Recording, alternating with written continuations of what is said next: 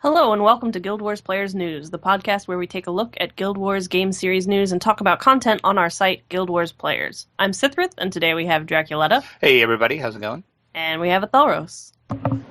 Yeah, I'm also here. That's good. I'm glad that you are also here. Okay.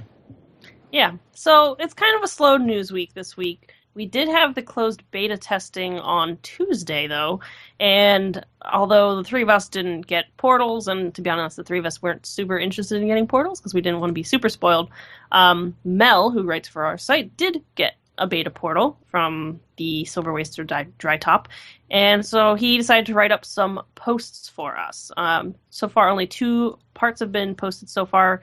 I know he's going to write another one, and he's also working on putting up a video on the site, so that'll be really cool. But for now, we can just go over the beta stuff. So if you really don't want to hear about anything Heart of Thorns, I mean, I feel like at this point, you've kind of already missed the boat on that. But if you don't want to hear anything about the beta, now might be your time to leave. So he did get to play the Revenant a bit in the beta, and he only got a 2-hour session, so that's not a whole lot of time to play through stuff. But, I mean, he says he got a pretty good, try of things. He said the one thing was that it was really hard to remember that the hammer is ranged on a Revenant, which makes sense. You don't usually think of a hammer being ranged. That's not, a thing usually. Although I guess with like Mesmer having a great sword that's ranged, it's an unusual mechanic, but I'm sure once we, start playing with it, you'll get used to it. Onto the story, he says that he was kind of thrown into it. They do show the final cutscene from season 2 of the Living Story. I won't go too much into that because I know Thelos and Drac also aren't super keen to be spoiled, so I'll just kind of skip the story for now. And he said that the events were different from the last beta because he had participated in the last beta. And he says that it's pretty interesting. Each event has a different way of attacking and defending. And there was one that was like a big King of the Hill kind of thing, but with like a ton of different hills. So it sounds like these can be pretty widespread. And then in the second part of his beta impressions, he showed a picture of the map. Like in the beta, he only got a little taste of the map. Like he couldn't just run rampant all over the new map, which makes sense. He also got to play a little bit with the mastery system, which was pretty cool. He did get to try out the glider. He did say it's kind of not great because you have to be in free fall before it actually activates, and there's a short delay. But otherwise, it's pretty cool. And then he talks about how you go about getting these mastery points. He also talks about the sizes and different creatures that you come across, and that's pretty cool. So there's a few distinct types of Mordrim. Some of them are a bit more human-shaped. Again, I don't want to discuss too many spoilers, but we'll just leave that there. There's also these mushroom people. I've been seeing these pictures all over the internet after this beta of these mushroom people. They're like little Goombas, basically, from Mario games. They're these weird little mushrooms with feet, and they're kind of adorable and also a little terrifying because some of them have like spikes and terrifying pointy spike thorn things. He still says that he thinks the frogs are too big. If you remember, he posted a while ago about the sizes of the frogs based on the live stream. He says that some of the frogs are just way too big. Which, Yeah, I would. yeah. Just seeing the pictures, I'd agree with that. Mm-hmm. Yeah. So maybe they'll scale them down. Maybe not. I guess at this stage, it's still really hard to tell what stage this expansion is in, to be honest. And then he also posted some really pretty pictures of different sites around the Verdant Brink map, like a little temple that the frog people have. So that's really nice. I'm looking forward to his video, especially to see how everything kind of, comes together. It's one thing to see screenshots. It's another to actually get to see it in action. So I'm looking forward to that. And so this week, that's really it for news. Like I said, there's not a whole lot going on. Just the beta. But they did post a new developer spotlight. This one is on Kristen Cox, who is one of the lead developers. And or lead designers, my bad. And she has apparently spearheaded the development of the Mastery system. She has a pretty long career in game design. She worked as QA to start with. She's worked on Disney's Pirates of the Caribbean Online. She's worked on MapleStory. And she apparently strongly believes that games without subscription fees are in the best interest of players. So when Guild Wars 2 was starting up, she was very keen to work on that. And so she applied, and obviously she works there now because we're talking about her. And she has actually helped to make sure that a lot of the gem store items offerings in game and in game rewards are better balanced throughout the game. So that's pretty cool. She helped, I guess, formulate the idea that armor sets are now designed as in-game rewards, while the one-piece outfits are now gem store offerings. So that's pretty cool. I think that's cool. And she plays a Char Warrior, mainly, but she also has a Mesmer. And she's looking forward to playing a Druid. So that's cool. I really enjoy these little developer spotlights. Yeah, I was just about to say that. I like the way that they're doing this because, a lot of these people you've never really heard of because they apparently are not very active on the forums or on Twitter or whatever. Mm-hmm. So it's kind of nice to get to know some of the other people that are behind the game. Yeah, and I like hearing about their history of what they've worked on in the game. That's pretty cool. Yeah, I think humanizing the company in general is usually a good idea. It makes it a lot easier for players to kind of relate and communicate in general. Mm-hmm. Yeah. So cool. Thanks for all the work, Kristen, and looking forward to seeing your work on Masteries with Heart of Thorns. So, Drac, what is on sale this week? There is not a lot this week. We do have the Chain Whip Sword for 600 gems. I guess it's okay. I mean, It's cool if you want to do an Ivy Valentine from Soul Calibur thing, because she is famous for having a chain whip sword. But I wasn't jumping up and down over it, and I watched a couple of videos on YouTube of it. And yeah, I think the thing is the screenshot they posted of it looks really cool, but when you see the actual animation, you don't get to see it being a chain whip sword that frequently. So it's such a fast animation that you don't really get to see that. So. Yeah. And also, we have the Mad Scientist outfit for 700 gems, and this is definitely very steampunky. Mm-hmm. So I could see Ashura wearing this, maybe an engineer of some type, because it definitely a Char too. Yeah. Oh yeah, definitely. And it is 700 gems. Looks pretty good. Could maybe consider that for mine. Oh yeah, Ashura. And I mean, he fits the mad part of it. I don't know. I looked over on Dolphy, and they had some shots of it dyed, and this one actually dyes really, really well. So that's good, because usually outfits from the store, I don't think they tend to dye well. But yeah, it's really hit or miss for some of the outfits. Some of them are really good. Some of them really, really good dyed. So you can head over to Dolphy and check that out if you want to see what it looks like. Dyed different colors. Thanks for the tip. I might actually have to look at that, because, looking at the picture, it is pretty awesome. I might get that for my Asura. Maybe. We'll see. We really don't have a whole lot of news this week. So, Drac, tell us about Sounds of Tyria. We are still in Eye of the North, and this is going to be the last track for Eye of the North for a while, as I've been promising the past couple of weeks. We're going to start on Guild Wars 2 next week. Our final track for now from Eye of the North is entitled Legacy of the Gods.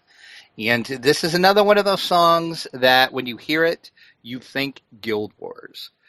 For some reason, more than the other soundtracks, I think the Eye of the North one just fits Guild Wars more than the others. I'm not saying the other soundtracks are bad when I say that. It's just these songs are Guild Wars, if that makes sense. Yeah, that makes sense. Yeah, there's always a couple of songs that whenever you hear them from a video game, you automatically get all nostalgic for that and that's that zone or boss or whatever. Definitely one of them. And when I was listening through to pick the song for this week, I actually could remember the first time I heard this in Eye of the North. And that was kind of cool because just like you said, I did get all nostalgic for it. And I remembered, I remember the first time I heard this. This is where I was. I was in this zone doing this. So that's always a good thing when music does that. But, as I said before, Jeremy Soule just did an amazing job on all of the soundtracks for all the games. So check it out, Legacy of the Gods from Eye of the North. And as I said, next week we're going to start visiting Guild Wars 2, and we're going to be there for a while because there is a ton of music, as we all know, from Guild Wars 2, and some really good stuff too. So sweet. Looking forward to that. So this week's video spotlight is called I Love PvP, and I thought, why don't you tell us about that? For people who may not know, I actually am a big fan of gaming-related music, like made by people in kind of respect to them. For League of Legends, there's a ton of people who do those sort of stuff. So I was happy to see that at least there's some people who do it in Guild Wars 2 as well. This one is by Rustage. He is a musician, and he decided to write a song about how he loves PvP in Guild Wars 2.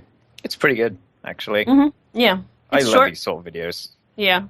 Well, and the funny thing is, apparently he made the song because he was at Rezzed in London, and he really wanted this scarf that this one ArenaNet developer had with him. And so the developer was like, well, since you're a musician, if you make a song about PvP, I'll give you the scarf.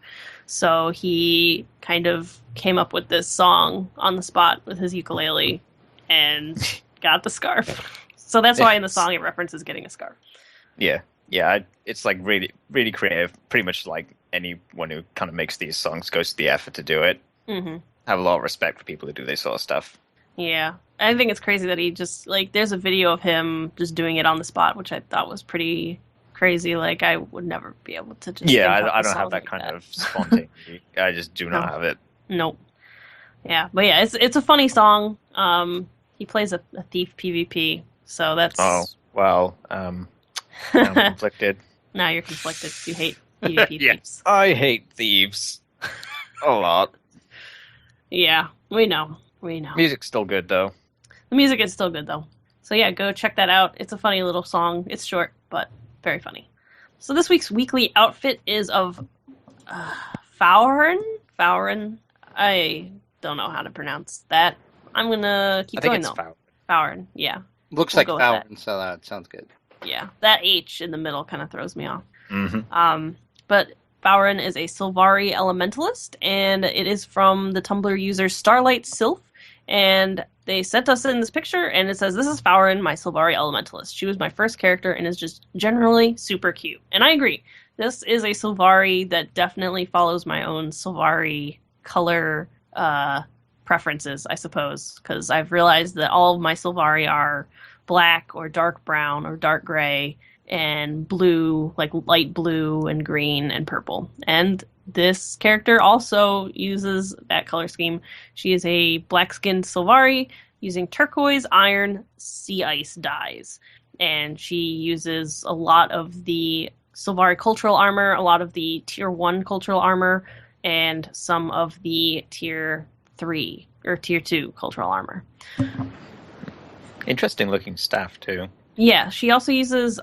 I want to say it's the Dream Thistle staff. I'm not 100% sure. She did not say in the email, but it matches the character very, very well. Go check out this screenshot. I love the contrast of the dark black and the pale teal to pale blue colors. It looks amazing. Love that. I love Sylvari. They're so cool. If you want to show me your cool-looking Sylvari or other characters, because I just like looking at all characters equally. They're all good. Send them to us at contact@guildwarsplayers.com with the subject line Weekly Outfit. So that really is it for the news this week. So, Tharos, what did you do this week in game? Mainly just more on the Necro. I haven't really touched my Mesmer at all, really, since he's been a level cap for a long time. He hasn't really had much to do, aside from PvP. I did a bit of PvP on my Necro, actually, which was an interesting experience. Yeah. Considering he's not at 80 yet. I haven't actually done too many rounds of it yet. I think I've only done, half a dozen, maybe? Yeah, something like that. Yeah. At least from that experience, it felt a ton easier than the Mesmer. Generally, my experience with the Mesmer is if I get to attack them first, I pretty much win most of the time, except maybe warriors who just out-heal me and then they proceed to beat me into a bloody pulp. Right. That's what they do. Yeah, it's the Mesmer Necro in comparison. It just felt like I run into him, I get all my AoE abilities off, and I just don't die for a Yep. long time, and I Pretty much. usually win. I Yeah. know there was this one point I was fighting. I think it was a guardian and I think it was a ranger. I managed to sustain against the two of them for at least 30 seconds, Nice. and it was just nice not being like puffed out in the blink of an eye. Right. Thieves still did that to me though. Well, thieves, yes. Hence my hatred of thieves. Yes, indeed. Guessing that's the same for any class though. Yeah, I feel like regardless of what you play, thieves are going to be real pain. Yeah, it was a lot of But fun though, That's good. especially being downed and still being able to kill people. I know, that's one of the things I love about Necros. They just are so good. Love them.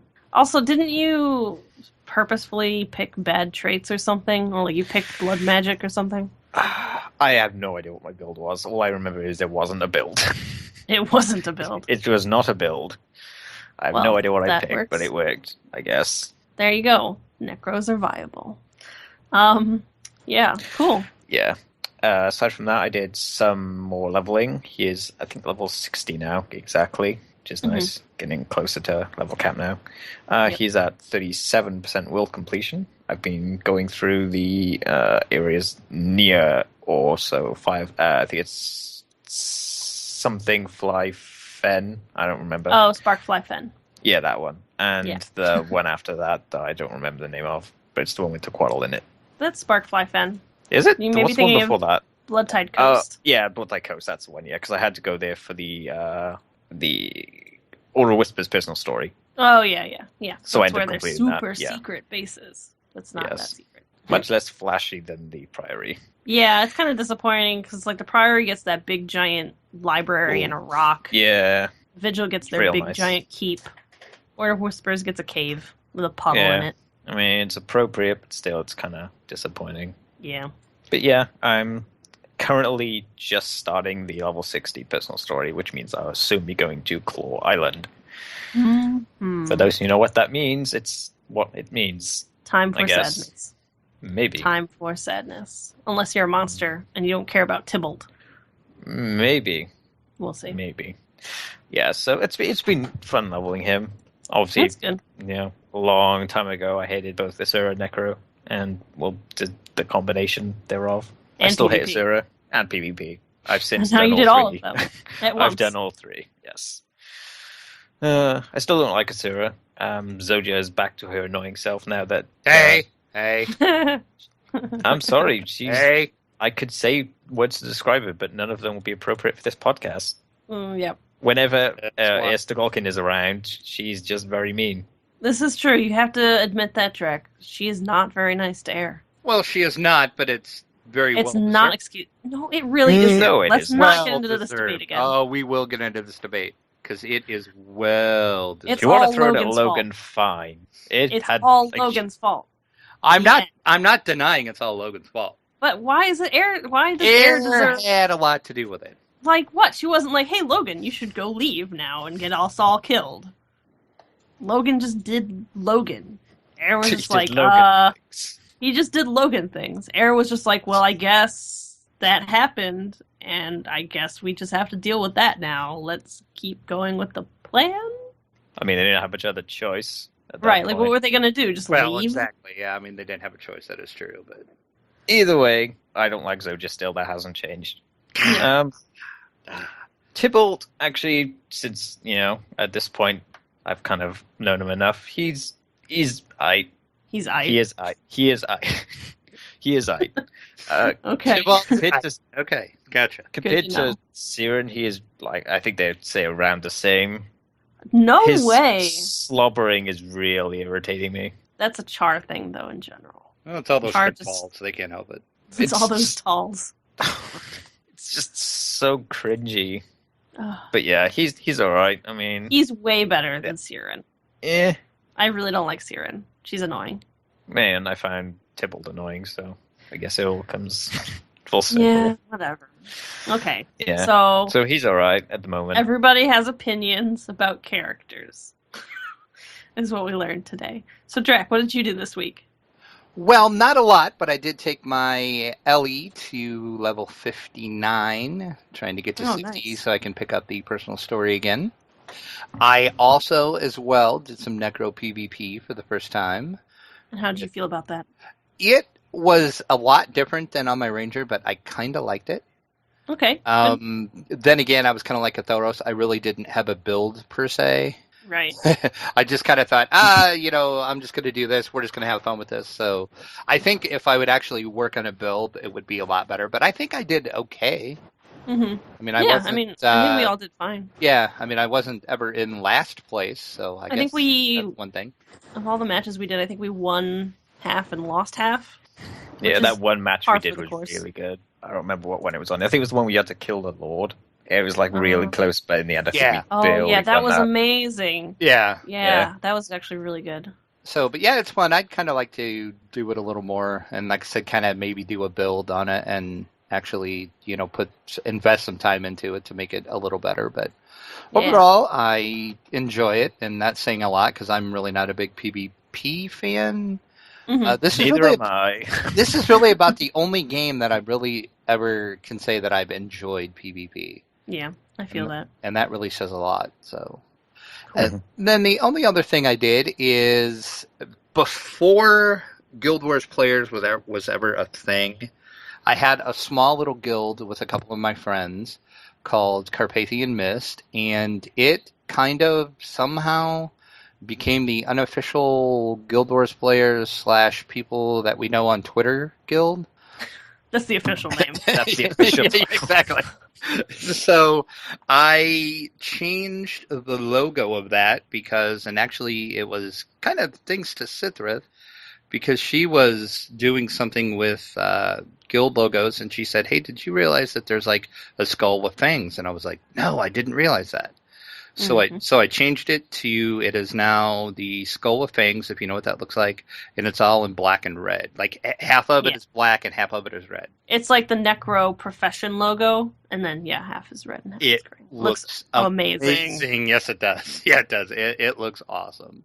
So that was so cool. The only other thing that I did, and I do have to say that I am disappointed in myself, though. Why is that? I listened to last week's show. And 24 episodes into our show, I failed to mention Zoja or Felicia Day. I was sad when I listened back. I'm like, epic fail. You're slacking. The streak ended at 24 episodes. How terrible. That shall not do. Well, it's a good thing you mentioned it this week. That's right. Can start the streak again. Starting the streak over again. So we'll see how long. Reset the clock. So what'd you do, Sithrith, in game this week? I did a whole bunch of stuff. I PvP'd with you guys. I PvP'd a lot with Sarah, which at this point really should surprise 0 people.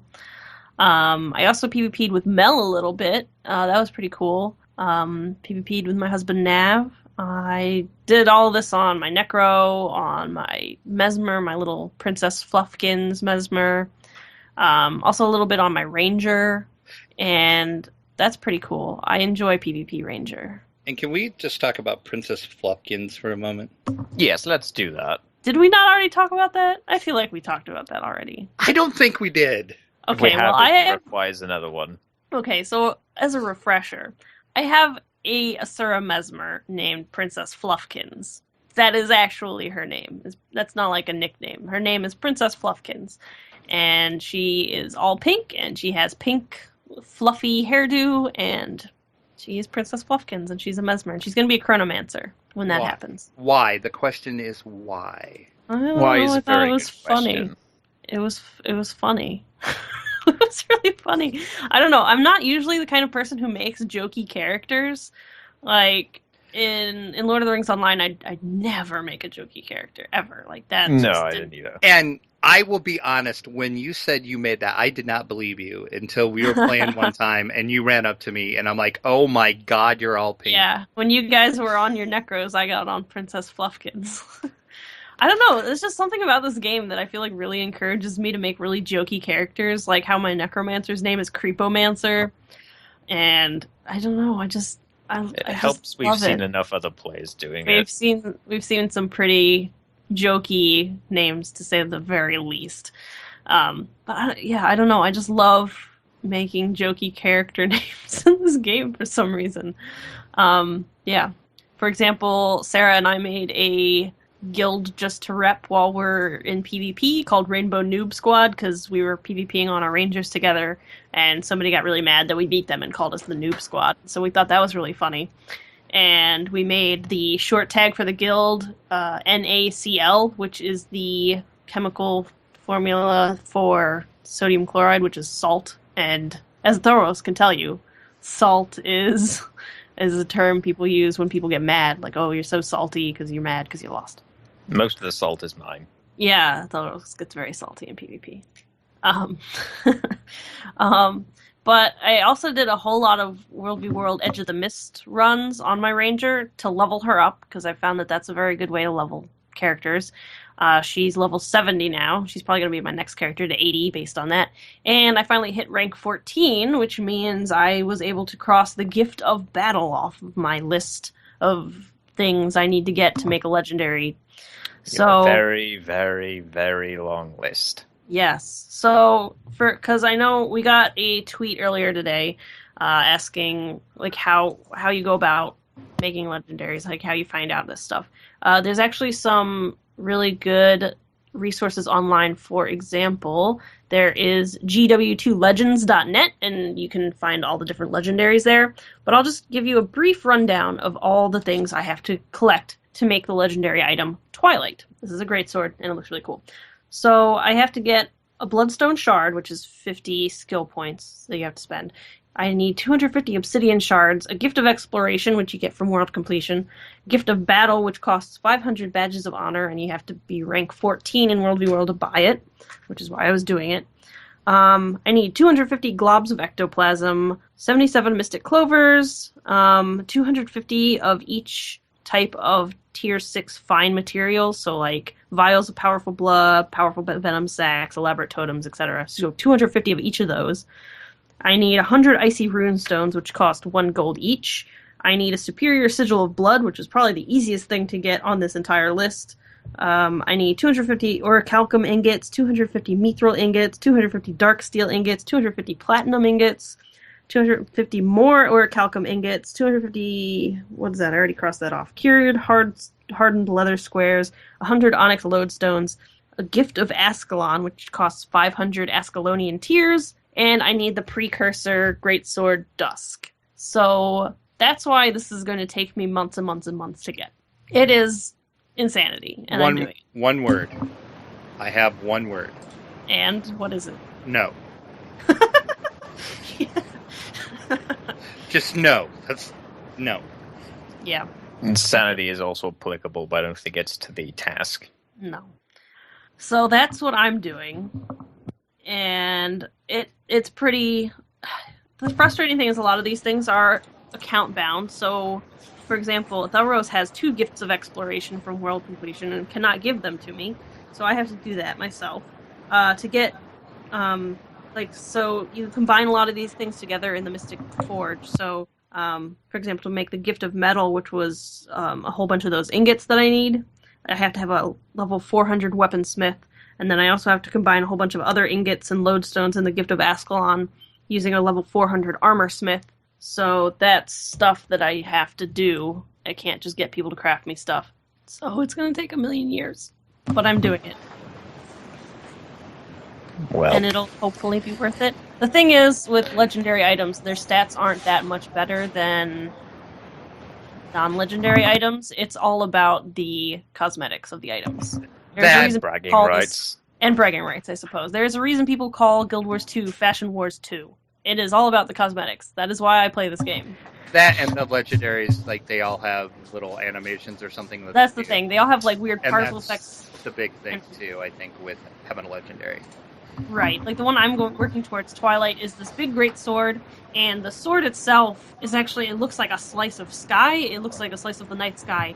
At the bottom, it's all red, and it fades up to black with stars, and when you swing it, you can see the whole night sky. And when you run, little patches of night sky appear on the ground, and it looks really cool. And so I'm getting it for my Necromancer Char. Because I'm taking the easy way. I'm just saving up money to buy one. That's the other option, is if you're not crazy like me, excuse me, you can actually buy legendaries on the trading post. They're not account like the actual legendaries. Once you craft them, are not account bound. You can buy them on the trading post, but be warned, they are multiple thousands of dollars or gold. Yeah, So, I've looked. I think the cheapest I saw was 1,300. Mm-hmm. The longbow kudzu, which I'd like to have, has been on there, and I think it was like 1,600 gold. And I'm like, yeah, that's not going to happen anytime soon. Yeah, that's no thanks. I'm only buying to get the achievement for the account on the counted selection screen, so I'm going to disappoint everyone by buying one and then never using it. You're gonna be one of those people who gets a legendary underwater weapon, aren't you? Yeah, because it's the cheapest kind you can get. Because you never see them because they are only underwater weapons. And underwater combat is not very enticing. No, it's not. Although it's a lot better on the Necro than it is the Mesmer. I'll tell you that. This is very true. I definitely agree with that. Anyway, so that was kind of a little Guild Wars 2 Academy taste, but now we're actually doing Guild Wars 2 Academy. So we got a couple questions, so since we didn't have a whole lot of news this week, I figured we'd answer them. So one of the questions was, how would I find out where jumping puzzles are? Are they on a daily timer? I've seen one for sure, and somehow someone opened a portal directly to the treasure box. And since we've done so many jumping puzzles, literally all of the jumping puzzles, I'm sure, Thalros, you can answer this question. Yeah. Jumping puzzles, God, yeah, where to begin? They can kind of be found anywhere, really. They don't really have a signpost most areas. You kind of have to look for them. Obviously, if you want to cheat, you can just look on the Guild Wars 2 wiki. But, yeah, generally, you just kind of have to look around and explore for them, which is good, actually. The rewards, you get an achievement per one, which is obviously one time only per account. You also get a chest at the end, which I'm guessing resets daily. Yeah, I think you can do a jumping puzzle every day for the chest at the end. Yeah, and with regards to the portals, that is something that Mesmers can do. They can open a portal where they're standing, go somewhere else, and I think it's within a minute they can do that.